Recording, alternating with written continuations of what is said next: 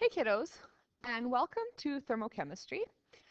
This PowerPoint is going to be the longest because it's just going to give you some foundational knowledge on what we're going to learn about in thermochem.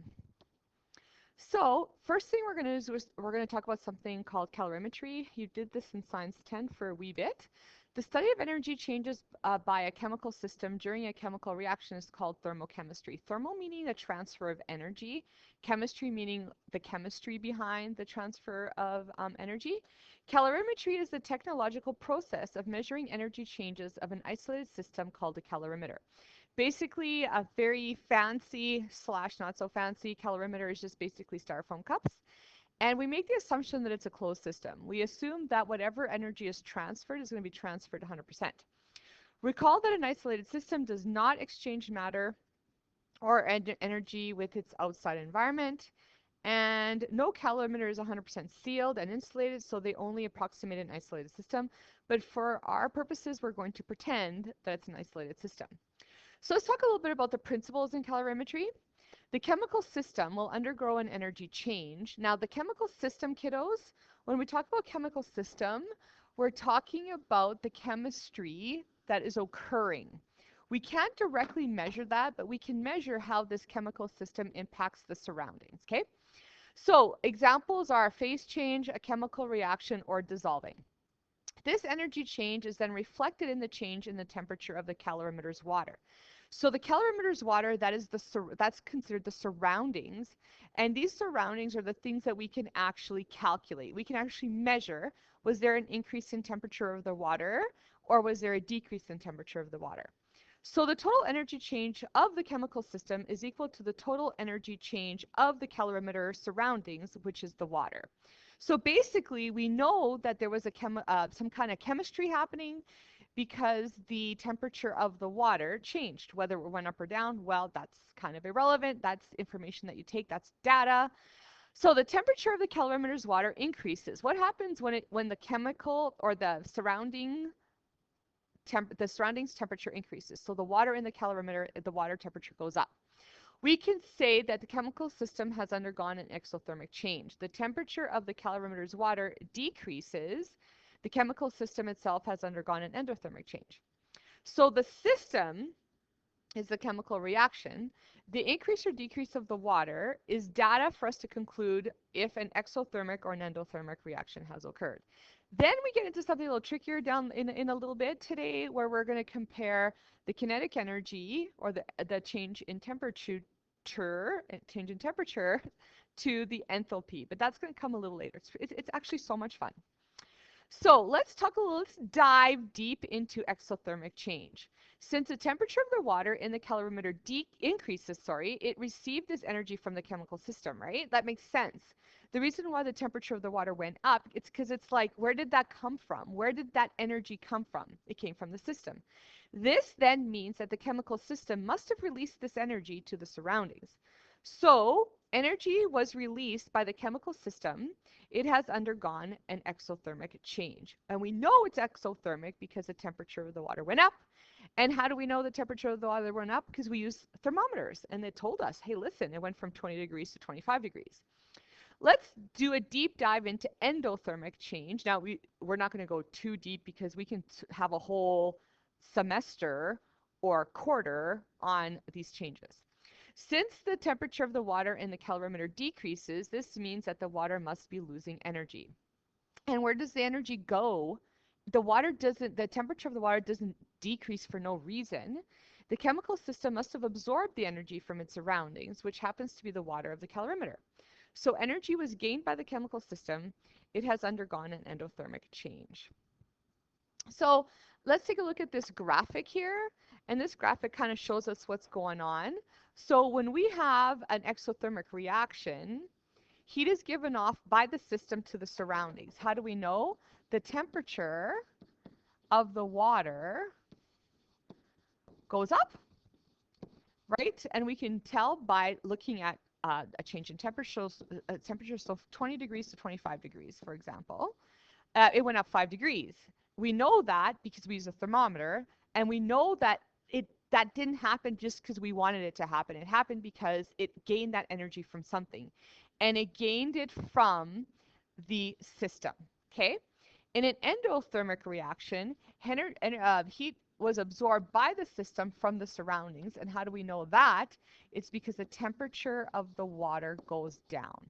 The temperature of the water goes down. It doesn't mean that it just went down because it was sitting around a long time. It's because that it means that energy was absorbed by the system, by the chemical reaction. That chemical reaction needed heat from the surroundings in order to occur. When we analyze calorimetric evidence, we use the following relationship. We say that the energy of the system is equal to the energy of the calorimeter in terms of transfer. So if the water is gaining energy, because the temperature went up, it came from the system. So there's an equal but inverse relationship between the system and the surroundings. When dealing with changes occurring in a chemical system, it is more appropriate to look at the enthalpy of the system. What is enthalpy? It's coming later. It's pretty fun. So which leads us into calorimetry in terms of a mathematical equation. And we use the concept of specific heat capacity for that.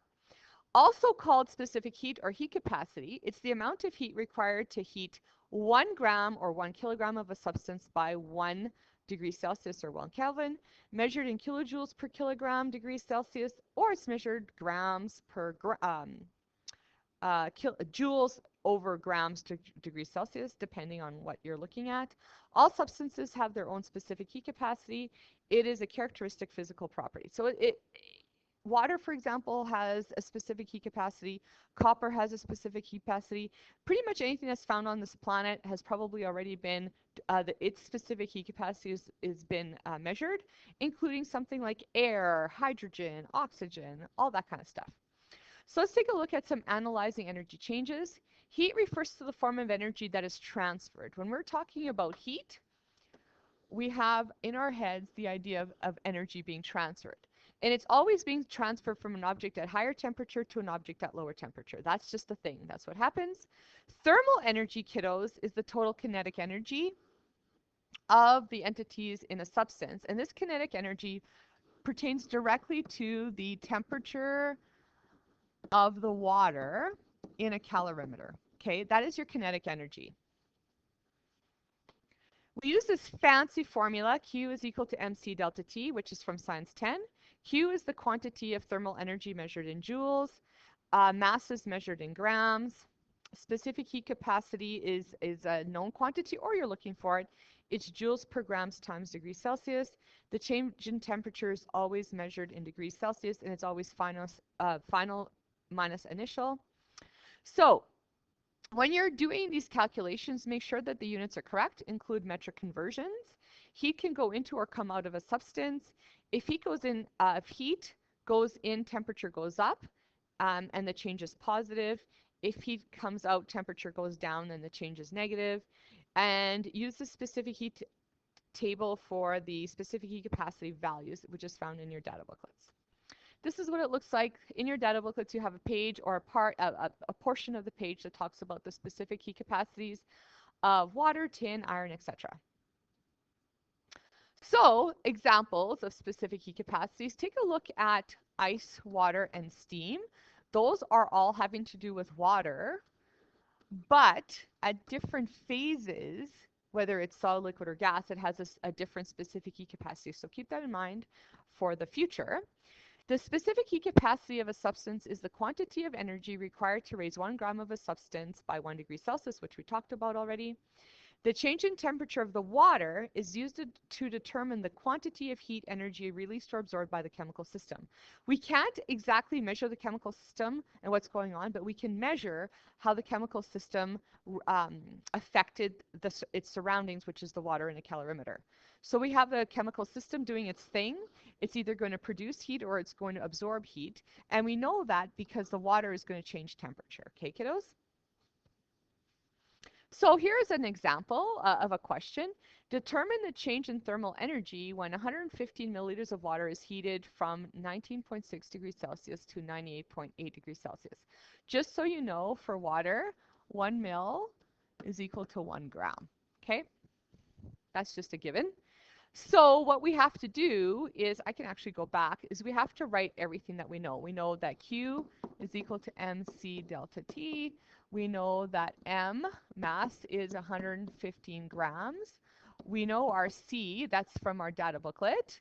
And we know that our change in temperature is equal to your final temperature minus your initial temperature.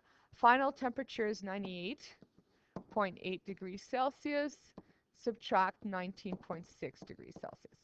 Okay, so when we look at the answer, we're just basically finding Q. All right, and pretty simple, 38.2 kilojoules, because it's such a big number. I just converted it to kilojoules. And since the temperature increased, you notice how it's a positive value, kiddos? This positive value isn't so much like, oh, it means it's not so much, don't think of it so much as a mathematical thing. Think about it as, is it an exothermic reaction or is it an endothermic reaction? If it's a positive value, it's an exothermic reaction, okay? So in exothermic, in thermochem, a positive value means exothermic, a negative value means endothermic. It's a positive value because the temperature went up, and if it's an endothermic reaction, you're going to have a negative value when you're looking for Q, and that's because the temperature went down. So calculate the heat required to change the temperature of 0.300 kilograms of sucrose from 80 degrees Celsius to 19 degrees Celsius, and assume the specific heat capacity of sucrose is 1.25 kilojoules per kilograms degrees Celsius. So let's write all our knowns. Our specific heat capacity is 1.25. Our mass is 0.300 kilograms. Our final temperature is 19 degrees. Our initial temperature is 80 degrees. Notice that the temperature is going down. Temp went down, right? So that means it's endo, which means that you should have a negative value, which you do. When you multiply all these values, because this is negative, all of a sudden, this negative just means endothermic. That means thermic. That means that the energy was absorbed by the system. It doesn't mean that it's like negative in a mathematical sense. Okay, here's another example. Calculate the temperature change that occurs when, and here we have our Q, 2,500 kilojoules of heat is added to, here's our mass, 4.45 kilograms of asbestos, and assume that the specific heat capacity of asbestos is 0.820. So what do? We list all our knowns, and we know that Q is equal to mc delta T, right? And we're looking for the temperature change. So we are going to isolate the temperature change. So temperature change, or the change in temperature, is equal to Q over mc. That's our new formula. And then all we have to do is take all this data, plug it into our formula, and you get a temperature change of 609 degrees Celsius, because I don't do mental math. I don't know about you, but I would use a calculator for that. Okay, here's another one. Calculate the mass of wood that would undergo a temperature change of, so here we have our change in T, 26.5 degrees Celsius. It's a positive number, so we know that the temperature increased. And here we have our Q, 1,360 kilojoules of heat is added. And the specific heat capacity of wood is 1.76. Okay, so again, write all our knowns. We know that Q is equal to mc delta T. We want to isolate this, so we have to get rid of the C delta T, right? And what we do to one, we do to the other. So mass is equal to Q over specific heat capacity times your change in temperature. Then we just plug in our numbers from here that we're taken from the question, and we just allow our calculators to do the math.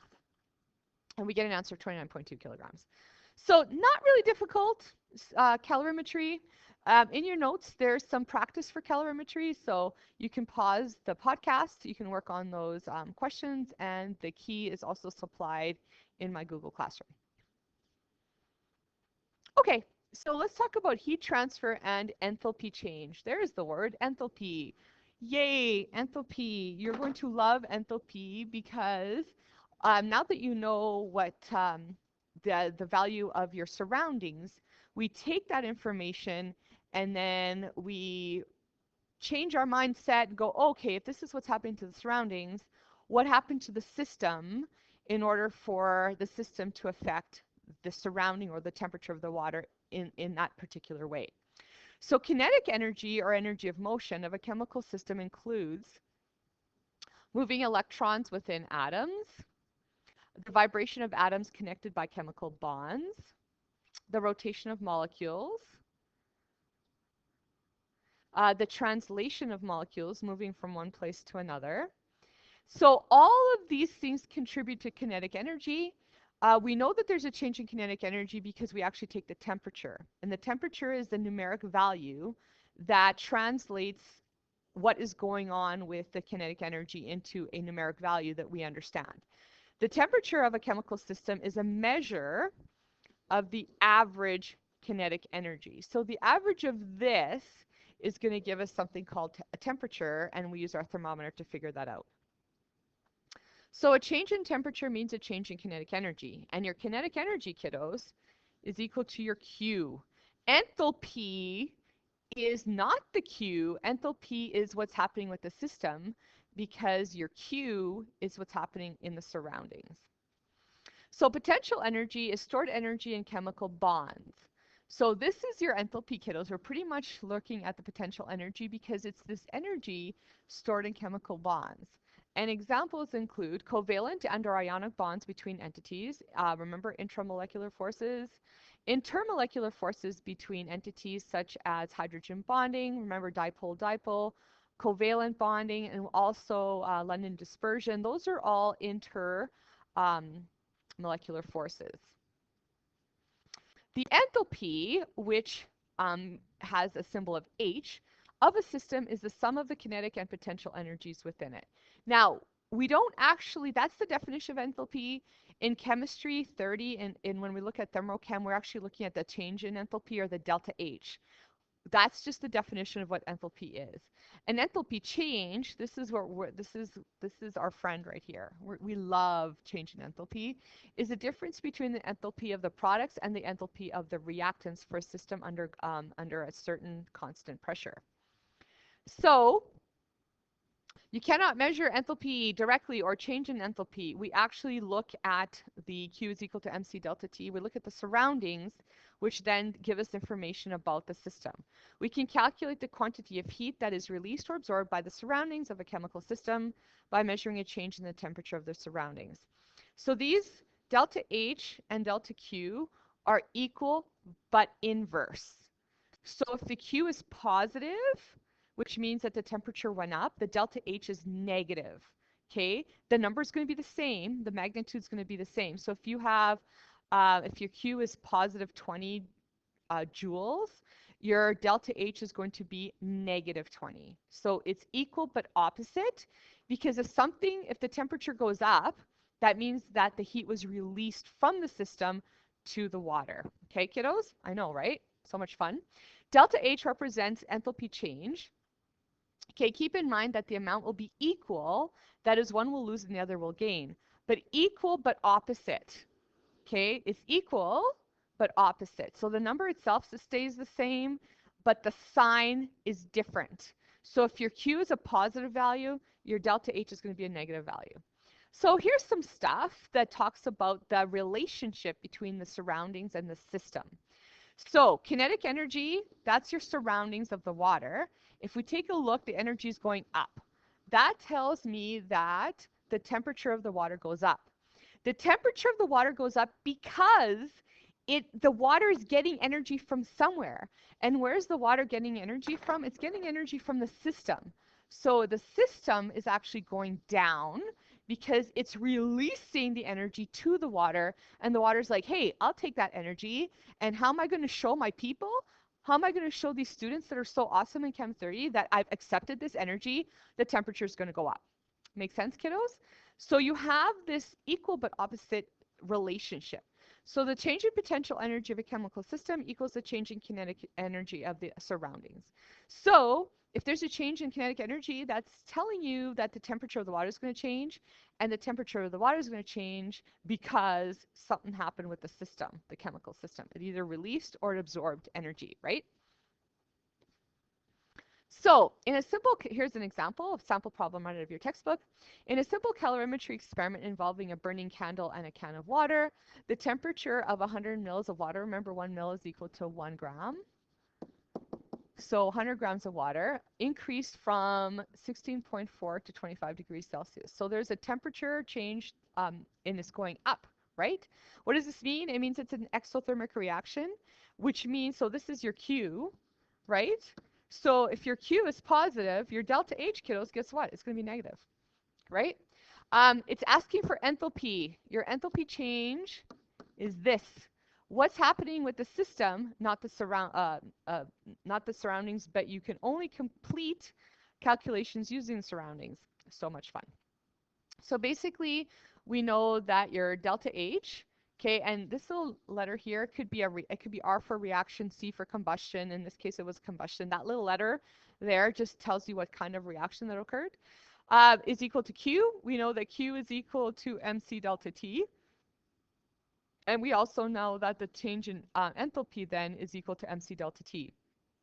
So because the Q is positive in 6.69 kilojoules, that's because the temperature of the water went up. It's final minus initial. We know that it's going to be a positive number, right? And because it's a positive number for the Q, the delta H then, same number, 3.69, 3.69, but it's negative. Okay, make sense? So for an exothermic reaction, the chemical system releases heat, the delta H, the enthalpy change is negative. And for an endothermic reaction, the chemical system, in this case, absorbs heat, the delta H, the enthalpy change is positive.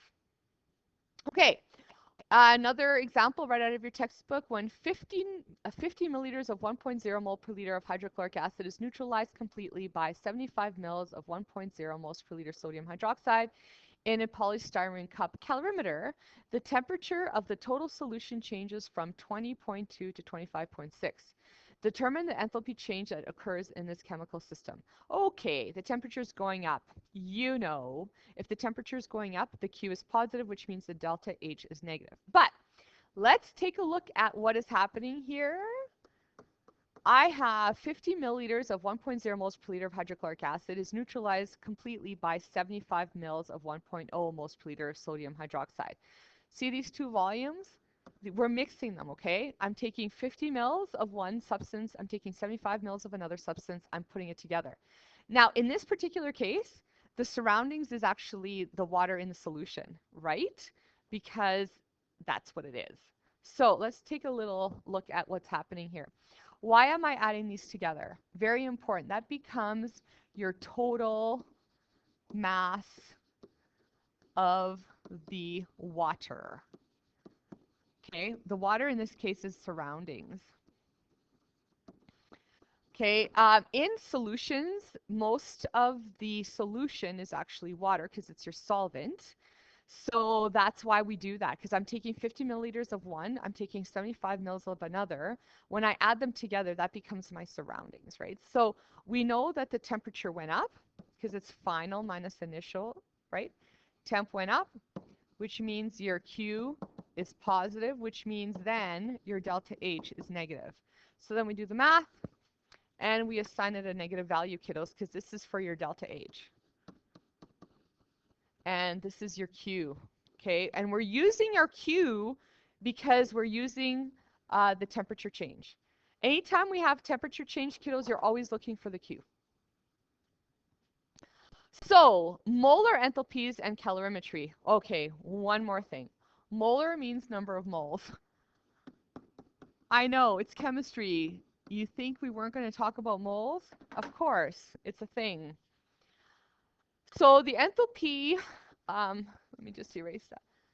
The enthalpy of reaction, or enthalpy change of a reaction, refers to the energy change for a whole chemical system when reactants change to products. So we have this thing where you have your Delta H, and R just means reaction, right? It could be C for combustion, it could be S for synthesis or decomposition, whatever. And now we have this cool thing. And all we're introducing is number of moles, and then you have your your delta HM. So your delta RH is enthalpy of a reaction. Your N is number of moles, which you've seen before for many times. Oops, apologies. Your delta RHM, molar enthalpy of the reaction. So your molar enthalpy is this, and of the reaction, okay? So molar enthalpy of reaction is the enthalpy change in a chemical system per mole. This becomes muy importante. Per mole of a specific chemical in a system at a constant pressure. So because we're dealing with moles, guess what? We're probably going to get stuff in grams, and you need to know your molar mass to go from mass to moles. So predict the change in enthalpy due to the combustion of 10 grams of propane used in a camp stove. We need to convert this to moles, kiddos, right? The molar enthalpy of combustion of propane producing water vapor is negative 2,043.9 kilojoules per mole. We need to convert our grams of propane to moles of propane, then we use our formula. Yay, there's our formula. So there we go. We have our changing from grams to moles using molar mass. And then we go ahead and use our formula, and it's per 1 mole, right? It's per 1 mole, and the delta H of combustion is negative 2043.9. We just use our math, and we get negative 463 kilojoules. Okay? So based on the concept of molar enthalpy, the change in enthalpy due to the combustion of 10 grams of propane is negative 463 kilojoules. Here's another question. Predict the enthalpy change due to the combustion of 10 grams of butane in a camper heater.